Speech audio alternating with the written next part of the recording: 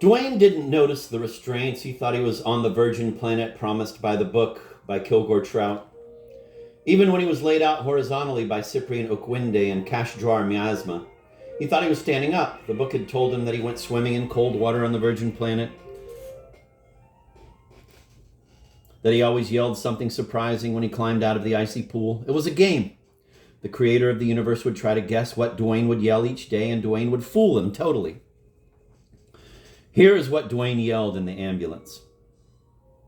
"Goodbye, Blue Monday." Then it seemed to him that another day had passed on the virgin planet, and it was time to yell again. "Not a cough and a carload," he yelled. Kilgore Trout was one of the walking wounded. He was able to climb aboard Martha without assistance and to choose a place to sit where he would be away from real emergencies. He had jumped Dwayne Hoover from behind when Dwayne dragged Francis Pefko out of Dwayne's showroom and onto the asphalt. Dwayne wanted to give her a beating in public, which his bad chemicals made him think she richly deserved. Dwayne had already broken her jaw and 3 ribs in the office. When he trundled her outside, there was a fair-sized crowd which had drifted out of the cocktail lounge and the kitchen of the new Holiday Inn. Quote, "Best fucking machine in the state," end of quote, he told the crowd. Quote, "Wind her up and she'll fuck you and say she loves you and she won't shut up till you give her a Colonel Sanders Kentucky Fried Chicken franchise," end of quote. And so on. Trout grabbed him from behind. Trout's right ring finger somehow slipped into Dwayne's mouth, and Dwayne bit off the topmost joint. Dwayne let go of Francine after that, and she slumped to the asphalt. She was unconscious, and the most seriously injured of all, and Dwayne went cantering over to the concrete trough by the interstate, and he spat Kilgore Trout's fingertip into Sugar Creek. Kilgore Trout did not choose to lie down in Martha. He settled into a leather bucket seat behind Eddie Key. Key asked him what was the matter with him, and Trout held up his right hand, partly shrouded in a bloody handkerchief, which looked like this.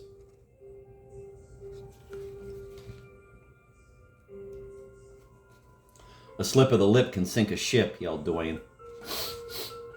"Remember Pearl Harbor," yelled Dwayne. Most of what he had done during the past 3/4 of an hour had been hideously unjust, but he had spared Wayne Hubler at least. Wayne was back among the used cars again, unscathed. He was picking up a bracelet which I had pitched back there for him to find. As for myself, I kept a respectful distance between myself and all the violence, even though I had created Dwayne and his violence, and the city, and the sky above, and the earth below. Even so, I came out of the riot with a broken watch crystal and what turned out later to be a broken toe. Somebody jumped backwards to get out of Dwayne's way. He broke my watch crystal, even though I had created him, and he broke my toe. This isn't the kind of book where people get what is coming to them at the end. Dwayne hurt only one person who deserved to be hurt for being so wicked. That was Don Breedlove. Breedlove was the white gas conversion unit installer who had raped Patty Keene, the waitress in Dwayne's Burger Chef, out on Crestview Avenue, in the parking lot of George Hickman Bannister Memorial Fieldhouse, out at the county fairgrounds after Peanut University beat Innocent Bystander High School in the regional class high school basketball playoffs. Don Breedlove was in the kitchen of the inn when Dwayne began his rampage. He was repairing a defective gas oven in there. He stepped outside for some fresh air, and Dwayne came running up to him. Dwayne had just spit Kilgore Trout's fingertip into Sugar Creek. Don and Dwayne knew each other quite well, since Dwayne had once sold Breedlove a new Pontiac Ventura, which Don said was a lemon. A lemon was an automobile which didn't run right and which nobody was able to repair. Dwayne actually lost money on the transaction, making adjustments and replacing parts in an attempt to mollify Breedlove. But Breedlove was inconsolable, and he finally painted this sign in bright yellow on his trunk lid and on both doors.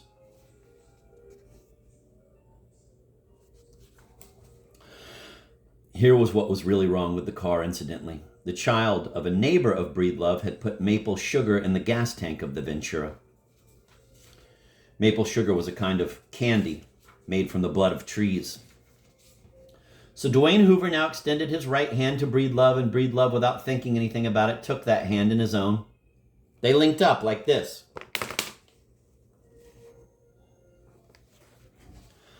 This was a symbol of friendship between men. The feeling was, too, that a lot of character could be read into the way a man shook hands. Dwayne and Don Breedlove gave each other squeezes, which were dry and hard. So Dwayne held on to Don Breedlove with his right hand, and he smiled as though bygones were bygones. Then he made a cup out of his left hand, and he hit Don on the ear with the open end of the cup. This created terrific air pressure in Don's ear. He fell down because the pain was so awful. Don would never hear anything with that ear ever again. So Don was in the ambulance now too, sitting up like Kilgore Trout. Francine was lying down unconscious but moaning. Beatrice Kienzler was lying down, although she might have sat up. Her jaw was broken. Bunny Hoover was lying down. His face was unrecognizable, even as a face, anybody's face. He had been given morphine by Cyprian Okwindi. There were 5 other victims as well, 1 white female, 2 white males, 2 black males. The 3 white people had never been in Midland City before. They were on their way together from Erie, Pennsylvania to the Grand Canyon, which was the deepest crack on the planet. They wanted to look down into the crack, but they never got to do it. Dwayne Hoover assaulted them as they walked from the car toward the lobby of the new Holiday Inn. The 2 black males were both kitchen employees of the inn. Cyprian Okwindi now tried to remove Dwayne Hoover's shoes, but Dwayne's shoes and laces and socks were impregnated with the plastic material, which he had picked up while wading across Sugar Creek. Okwindi was not mystified by plasticized, unitized shoes and socks. He saw shoes and socks like that every day at the hospital on the feet of children who had played too close to Sugar Creek. In fact, he had hung a pair of tin snips on the wall of the hospital's emergency room for cutting off plasticized, unitized shoes and socks. He turned to his Bengali assistant, young Dr. Kajdrar Miasma. Quote, "Get some shears," end of quote, he said. Miasma was standing with his back to the door of the ladies' toilet on the emergency vehicle. He had done nothing so far to deal with all the emergencies. Okwindi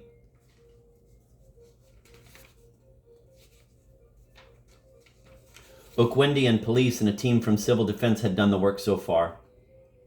Miasma now refused even to find some shears. Basically, Miasma probably shouldn't have been in the field of medicine at all, or at least not in any area where there was a chance that he might be criticized. He could not tolerate criticism. This was a characteristic beyond his control. Any hint that anything about him was not absolutely splendid automatically turned him into a useless, sulky child who would only say that it wanted to go home. Sounds like me.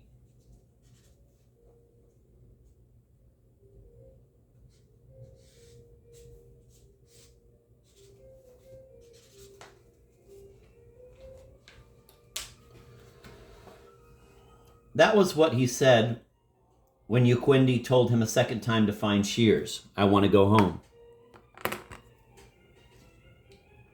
Here is what he had been criticized for just before the alarm came in about Dwayne's going berserk. He had amputated a black man's foot, whereas the foot could probably have been saved, and so on.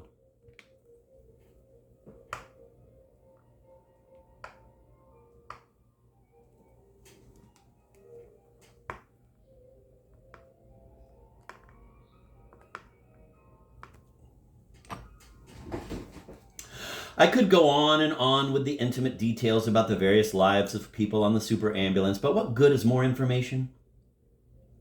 I agree with Kilgore Trout about realistic novels and their accumulations of nitpicking details. In Trout's novel, The Pan-Galactic Memory Bank, the hero is on a spaceship 200 miles long and 62 miles in diameter.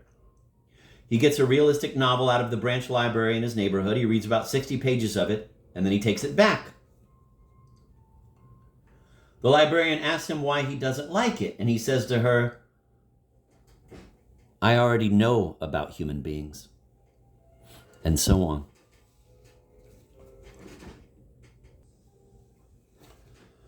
Martha began to move. Kilgore Trout saw a sign he liked a lot. Here's what it said.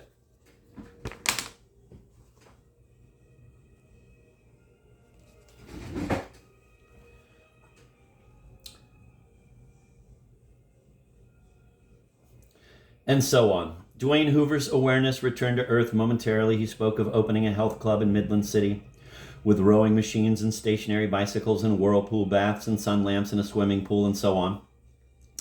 He told Cyprian Ookwindi that the thing to do with the health club was to open it and then sell it as soon as possible for a profit.